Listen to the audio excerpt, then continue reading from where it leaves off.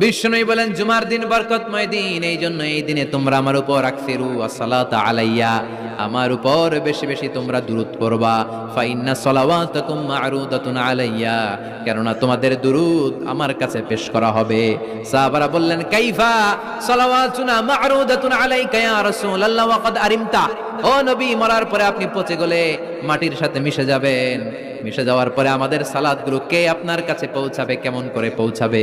বিষ্ণু বললেন ইন্নাল্লাহা হারামা আলাল আরদি আন তাকুলা আজসাদাল আমবিয়া, আল্লাহ তাআলা জমিনের মাটির জন্য নবীদের দেহ খাওয়াকে চিরকালের জন্য হারাম করেছেন। জমিনের মাটি আমারে খাবে না। আল আমবিয়াউ আহইয়াউন ফি কুবুরিহিম ইউরযাকুন, নবীরা কবরে জীবিত আর তাদেরকে রিজিক দেয় কে? তবে এই জীবিতটা আমরা এখন যেমনি জীবিত, এই জীবিত নয়, এটা আলামুল বারজাখে নবীদের জন্য স্পেশাল একটা স্ট্যাটাস। কোন সুবহানাল্লাহ।